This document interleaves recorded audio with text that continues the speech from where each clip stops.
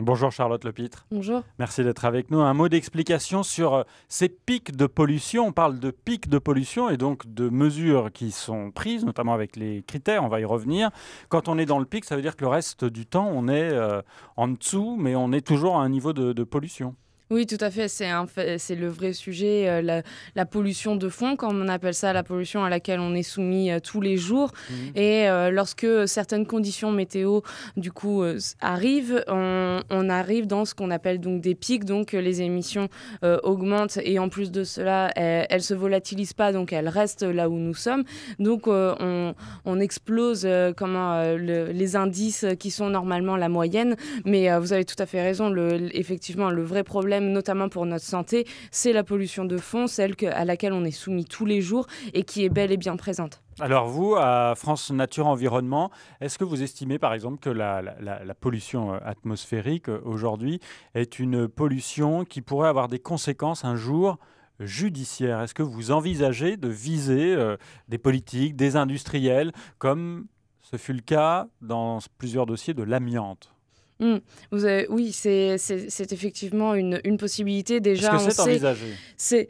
c'est envisageable, Mhm. disons. Ensuite, France Nature Environnement est une association environnementale. Donc, évidemment, les associations ont également des moyens qu'il faut analyser avant de pouvoir se lancer dans des procédures judiciaires. Mais l'Europe, par exemple, fixe des seuils également pour chaque pays membre et qui s'appliquent à chaque ville également, des seuils qui sont journaliers et des seuils qui sont plus globaux sur des plus longs termes. Et la France, par exemple, dépasse ces seuils régulièrement. Donc déjà, la France doit s'inquiéter d'un recours judiciaire qui viendrait de l'Europe pour avoir trop de pics de pollution. Charlotte Lepitre, que pensez-vous des mesures qui visent actuellement les automobilistes?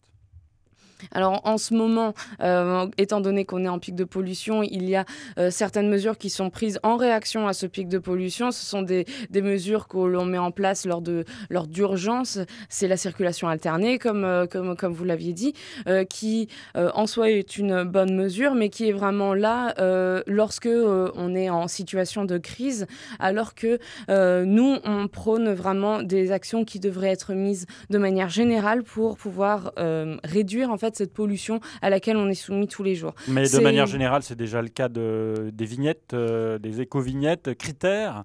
Il y a des véhicules qui aujourd'hui n'ont pas le droit d'avoir de vignettes, donc ils ne peuvent pas rouler dans Paris la journée. Et puis là, pendant le pic de pollution, les vignettes numéro 5 ne peuvent pas rouler. Est-ce que c'est satisfaisant pour vous? Effectivement, donc ces vignettes sont par exemple une première étape, hein, on espère, dans tout ce qui doit être mis en place pour réduire cette pollution. Donc c'est un pas dans le bon sens, effectivement, ça permet de sensibiliser le citoyen, de le responsabiliser, d'introduire un changement de mobilité qui, à Paris, il faut le reconnaître, est assez facile étant donné les différents modes de transport que l'on peut prendre. Ensuite, ces vignettes, nous, on espère qu'elles seront améliorées parce qu'il y a certaines choses qui nécessitent une amélioration.